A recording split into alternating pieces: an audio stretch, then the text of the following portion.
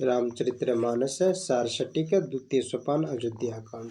श्री गुरु चरण सरोरज निज मुन मुकुर सुधा वर्ण रघुवर विमल जसो जोदायक फल चार। गोस्वामी तुलसीदास जी कहते हैं, मैं गुरु के चरण कमलों की धूलि से अपने मन रूपी दर्पण को स्वच्छ कर श्री राम जी के पवित्र यश का वर्णन करता हूँ, जो चारों फलों अर्थ, धर्म, काम और मोक्ष को देने वाला है। मन जब किसी विषय का चिंतन करता है तब उस पर वह विषय लगता है। जैसे मन के विषयों को चिंतन में लगने के कारण ही यह कहा गया है कि कई विषय मुकुर मन लगी, कई विषय मुकुर मन लागी। इसी तरह जब मन से गुरु मूर्ति का चिंतन हो अथवा गुरु का रूप का मानस ध्यान किया जावे तो मन रूपी दर्पण पर सहज में गुरु पद रज लग जाएगी, क्योंकि गुरु रूप स्वाभाविक ही चरण तथा चरण रज युक्ति है। चौपाई संख्या 1 के नीचे में कोष्ठ में वर्णित है। यह भारूप रज है। गुरु के प्रति अपनी अत्यंत श्रद्धा और उनके सम्मुख अपनी अतीब दीनता प्रकट करने पर एवं गुरु द्वारा ध्यान को मंगल सिद्ध सुविधदायक जानकर तथा वह जानकर कि गुरु की आराधना बिना ईश्वर की महिमा का पता नहीं लग सकता। गोस्वामी तुलसीदास जी ने यह दोहा लिखा है। अवधपुर में राजा दशरथ अपने पुत्र के सहित बड़े आनंद से रहने लगे। कुछ काल के बाद राजा के चित्त और अभिलाषा हुई कि श्री राम जी को अपने जीवन काल में युवराज बना दूं।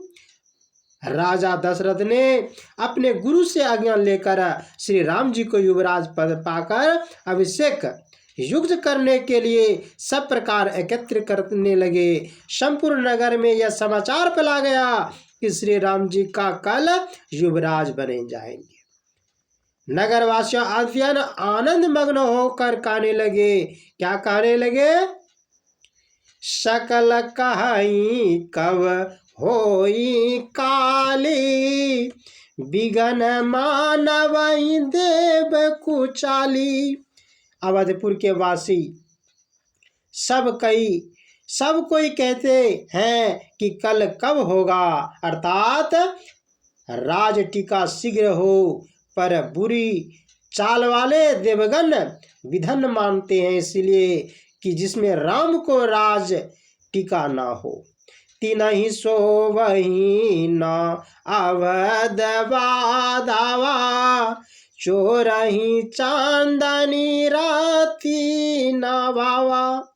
उसको देवताओं को अवध का मंगल उत्साह अच्छा नहीं लगते हैं, जैसे चोर को चांदनी रात अच्छी नहीं लगती है। देवता लोग सरस्वती देवी को बुलाकर बहुत विनती से कहने लगे कि हे देवी जी, आप अयोध्या में जाकर ऐसा काम कीजिए कि श्री राम जी राज छोड़कर जंगल चले जावे और देवताओं का काम बने।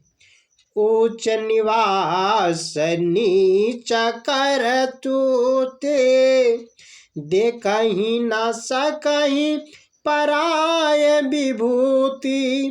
देवताओं का बाद तो ऊंची जगह स्वर्ग में ही है, पर उनकी करनी नीची है, यह दूसरे का ऐश्वर्य देख नहीं सकता है। शारदा देवी अपने मन में देवताओं को दुष्ट बुद्धि विचार कर अवधपुर गई और रानी कैकेयी की दासी मंत्रा को बुद्धि फेर कर बिगाड़ दिया।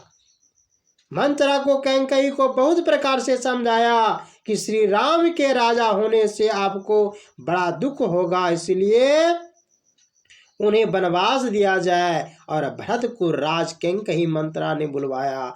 मैं आ गई। अब क्रोध में हो रुड़ कर कोप घर में जा चली गई। रनिवास में आने पर राजा दशरथ ने उसे मनाने लगे। कैकेयी राजा से बोली कि आपने मुझे 2 वरदान देने को कहा था, वह अब तक आपने नहीं दिया है। मुझे संदेह हो रहा है कि आप देंगे या नहीं।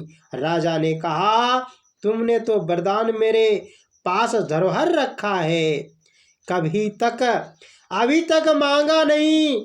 2 के बदले 4 वरदान क्यों नहीं ले लेती? मुझे व्यर्थ दोष देती हो। हमारे कुल की यह रीति है कि प्राण भले ही जाए पर वचन न जावे, और नहीं असत्य सम पातक पूंजे, गिरि सम होई कि कोटिक गुंजा। झूठ के बराबर कोई पाप नहीं, पाप का ढेर नहीं है, क्योंकि कठोर गर्जनी पहाड़ के समान हो सकती है। सत्य मूल सब सुकृत सुहाए, वेद पुराण विदित मनु गाए। सत्य सब पुण्य का मूल है, यह वेद और पुराण में विख्यात है। और मनु ने भी कहा है। जब राजा दशरथ ने इस तरह का कैकेयी को वरदान मांगते कहा, तब उन्हें वही बोली कि एक वरदान तो ये भी दीजिए कि भरत को राज टीका मिले, और दूसरे या राम को 14 बरस का वनवास मिले। यह वचन सुनकर राजा को बड़ा दुख हुआ, पर अपना वचन टाल न सका। उन्होंने कैकेयी को बहुत समझाया, विनती की, और वह राम को वनवास देने का वरदान न मांगने व बोलने की, हे राजा जी, यदि आपके हृदय में ऐसे निर्मलता थी तो आप बार बार वर मांगने को क्यों कहा? और दुख ही हो एक समय भुलाना, हसबहु ठठाए फुलाऊं गाला। हे राजा, ठाठाकार हंसना और गाल फुलाना ये दोनों नहीं हो सकता, एक ही समय में हो ही नहीं सकता। दान कबहूँ अरु कृपा नाई, होई कि में हम कुशल रोताई। दान कहलाना और कृपानता भी करना, यह सुलता में क्षम कुशल भी हो सकता है, होता है। हे राजा, यह तो अपना वचन छोड़िए या धीरज धरिए, स्त्री की तरह करुणा ना कीजिए। तनुति